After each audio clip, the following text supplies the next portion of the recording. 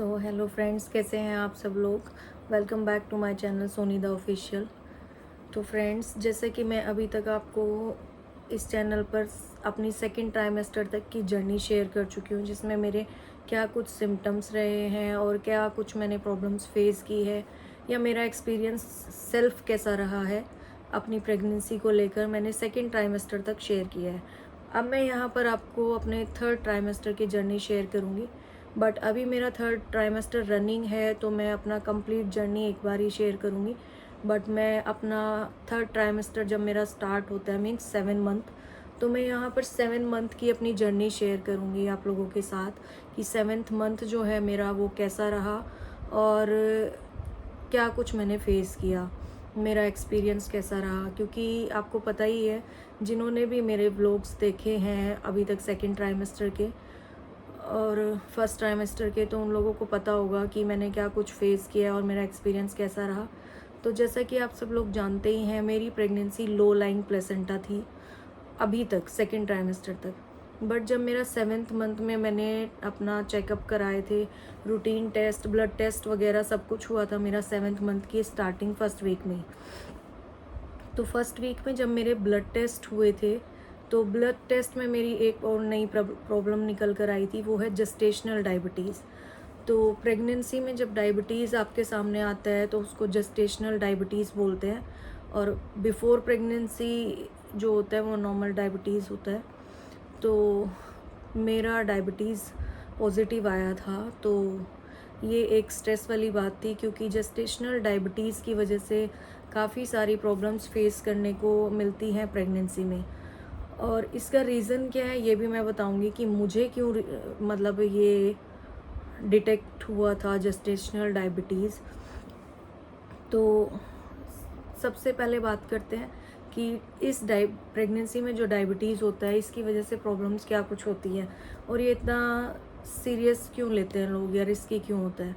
तो जब हम डायबिटीज़ हमारा डिटेक्ट होता है प्रेगनेंसी के अंदर, तो जेस्टेशनल डायबिटीज़ की वजह से प्री टर्म बर्थ हो सकते हैं, मींस प्री मैच्योर डिलीवरी हो सकती है, टाइम से पहले बेबी हो सकता है, और ये एक हाई रिस्क प्रेगनेंसी हो सकती है जिसकी वजह से बीपी हाई रह सकता है या फिर ओबेसिटी इंक्रीज़ हो सकती है। और आफ्टर प्रेगनेंसी आपको टाइप 2 डायबिटीज़ की प्रॉब्लम भी हो सकती है। साथ ही साथ आफ्टर डिलीवरी बेबी को भी डायबिटीज़ की प्रॉब्लम देखने को मिल सकती है। तो ये बेबी की लाइफ के लिए भी रिस्की है और प्रेग्नेंट लेडी है उसके लिए भी। तो इसलिए मुझे ज़्यादा स्ट्रेस हो गया था। मेरा जो शुगर लेवल आया था वो 155 आया था, और फास्टिंग 120 125, और जो मतलब आफ्टर मील था मेरा वो 155 आया था। तो ये मेरी प्रॉब्लम आई थी। ब्लड जब मैंने टेस्ट कराए तो ये मेरा स्ट्रेस लेवल एकदम से फिर से बढ़ गया था, क्योंकि अभी तक कुछ ना कुछ नया निकल के आ रहा था मेरी प्रेगनेंसी में। तो फिर मुझे एकदम से ये भी लगा कि ये नया क्या आ गया है, क्योंकि मैं काफ़ी एक्टिव रही हूँ अपनी पूरी जर्नी में। तो इसलिए मुझे बहुत ज़्यादा स्ट्रेस बढ़ा। अब रीज़न क्या है ये डायबिटीज़ मुझे क्यों डिटेक्ट हुआ था वो बताती हूँ। मुझे मैंगोज़ बहुत पसंद है, और सेकंड ट्राइमेस्टर में सीज़न था आम का। तो आम जैसे कि मुझे पसंद है तो मैंने बहुत ज़्यादा खाए हैं, और पूरा टाइम फ्रिज में मेरे आम रहते ही थे।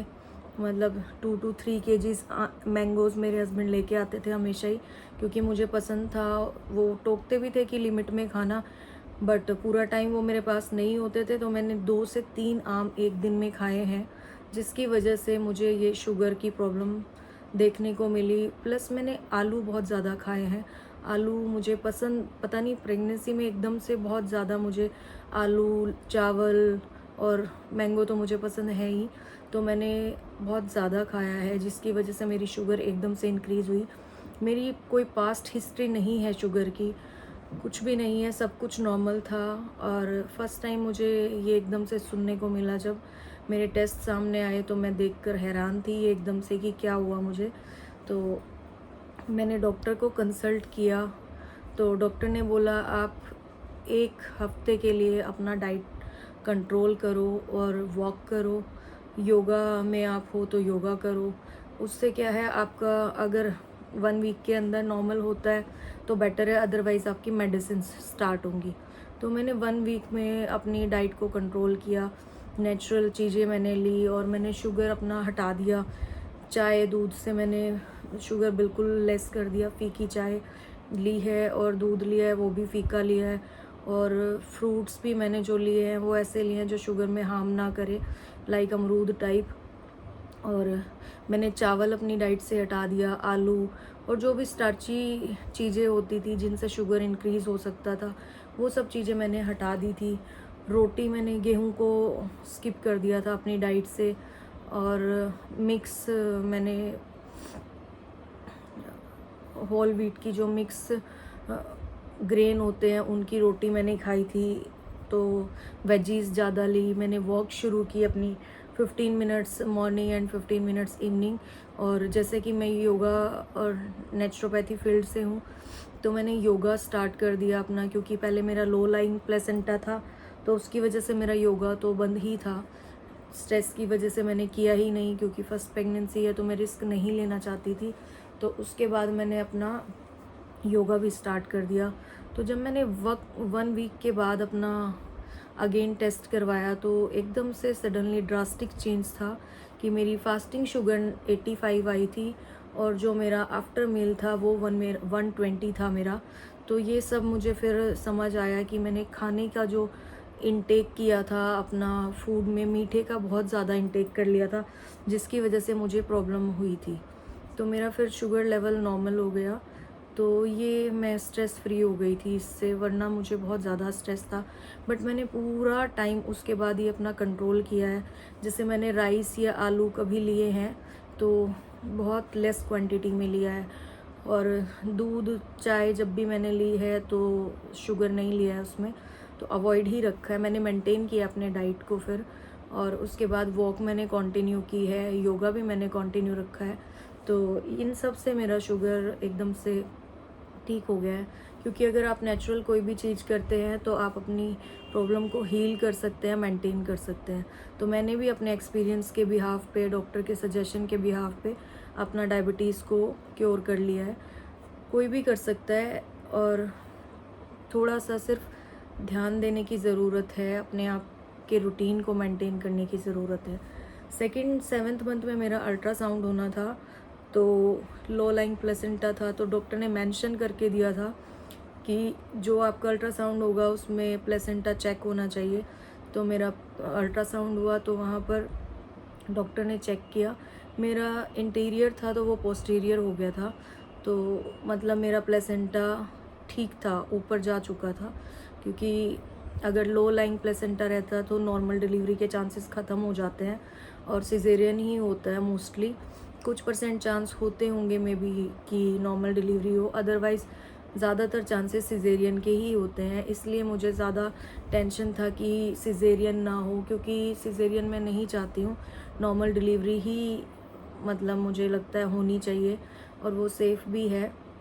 तो मेरा प्लेसेंटा भी नॉर्मल हो चुका था, वो ऊपर जा चुका था, तो ये भी एक स्ट्रेस रिलीविंग था मेरे लिए। तो 2 प्रॉब्लम्स मेरी एक साथ ख़त्म हो चुकी थी। तो उसके बाद मैं हैप्पी थी कि बेटर है चीज़ें। तो इसी तरह से ये मेरे 7th मंथ का जर्नी रहा था, और अभी तक जैसे कि बोलते हैं कि 7th 8th और 9th मंथ में ट्रैवलिंग कम कर देनी चाहिए। तो मेरी ट्रैवलिंग फर्स्ट ट्राइमेस्टर और फर्स्ट डे से ही मेरी ट्रैवलिंग रही है। और मेरे इन लॉज हरियाणा में है तो उनके पास मुझे जाना ही होता है, तो या तो 2 वीक्स में या 3 वीक्स में एवरी मंथ जाना होता है। तो मेरी ट्रैवलिंग 7th मंथ तक कंटिन्यू रही है। मैंने फर्स्ट ट्राइमेस्टर में भी स्किप नहीं किया और महीने में 2 से 3 बार भी मैं गई हूँ, तो ट्रैवलिंग मैंने की है। तो बट आप लोग भी अगर ट्रैवलिंग करें तो थोड़ा सेफ्टी के साथ करें। और मैंने जो ट्रैवलिंग की है मैंने बस ट्रेन बाइक से नहीं किया है, मैंने गाड़ी से ही ट्रैवल किया है, तो कार से ही मैं आती जाती थी। तो कोशिश करें आप लोग भी कि सेफ्टी के साथ ट्रैवल करें, अदरवाइज़ वो रिस्की हो सकता है। और अपने रूटीन को एक्टिव रखें, जितना पॉसिबल हो उतना ज़्यादा। और मैंने बोला था कि मेरा टेस्ट जैसे कि बीच में फर्स्ट ट्राइमेस्टर में ख़राब था, सेकंड में फिर ठीक हो गया था, तो 7th मंथ में भी मेरा टेस्ट ठीक रहा, मुझे कोई टेस्ट वाइज प्रॉब्लम नहीं हुई थी। बट जो मेरा अल्ट्रासाउंड हुआ था ये 7th मंथ में, ये अल्ट्रासाउंड में मेरा बेबी वेट थोड़ा सा कम आया था। तो डॉक्टर ने बोला था, इतना भी कम नहीं था, बट डॉक्टर ने बोला था आप चाहो तो थोड़ा इसको इंक्रीज़ कर सकते हो, अपनी डाइट में प्रोटीन ऐड ऑन करो, लाइक प्रोटीन सप्लीमेंट ले सकते हो। बट मैंने प्रोटीन सप्लीमेंट नहीं लिया था, मुझे पहले भी डॉक्टर ने सजेस्ट किया था बट मैंने नहीं लिया था। तो मेरी गायनी ने बोला था कि आप प्रोटीन सप्लीमेंट अगर नहीं लेना चाहती तो मत लीजिए, आप अपनी डाइट में प्रोटीन सोर्स जो होते हैं वो ऐड ऑन करें, लाइक पनीर हुआ, दही हुआ, ऐसी चीज़ें, आप दालें हुई, ये चीज़ें आप अपनी डाइट में ऐड ऑन करें। डेली 2 कटोरी दालें खाएं दिन भर में, थोड़ा पनीर ऐड ऑन करें और पनीर सोर्सेज जो भी आप ले सकते हैं वो सब लें, इससे आपका पनीर का प्रोटीन का इंटेक ठीक रहेगा। बट मैंने कोशिश की जितना हो पाया, बट जब 7th मंथ में फिर से ये बोला तो मैंने थोड़ा सा सीरियसली लिया इस चीज़ को कि मुझे दालें खानी है, पनीर खाना है। बट वर्किंग हूँ मैं तो इतना सीरियसली नहीं हो पाता, हर 2 घंटे में मैं नहीं खा पाती, मुझे मेरा जो गैप हो जाता है वो 4 to 5 आवर्स का हो ही जाता है। तो मेरा खाने पीने में काफ़ी प्रॉब्लम्स मैंने देखी हैं कि मैं उतना सीरियसली फॉलो नहीं कर पाई थी। तो ये था मेरा 7th मंथ का जर्नी। तो नेक्स्ट वीडियो में मैं आपको अपना 8th मंथ का जर्नी शेयर करूँगी। तो आप लोग बताइए आपकी जर्नी कैसी चल रही है, स्पेशली जो मेरी प्रेग्नेंट फ्रेंड्स हैं और उनका एक्सपीरियंस कैसा है। कमेंट में ज़रूर बताइएगा कि आपका कौन सा वीक चल रहा है और आपकी ड्यू डेट कब है। मेरा अभी 3rd ट्राइमेस्टर का फाइनल मंथ चल रहा है। तो आप लोग बताइएगा अपना एक्सपीरियंस, और अगर आपने फ्रेंड्स चैनल अभी तक सब्सक्राइब नहीं किया है तो चैनल को सब्सक्राइब करें और वीडियो को लाइक शेयर करके अपना प्यार बरसाएं। तो मैं मिलती हूँ जल्दी आपसे नेक्स्ट वीडियो में।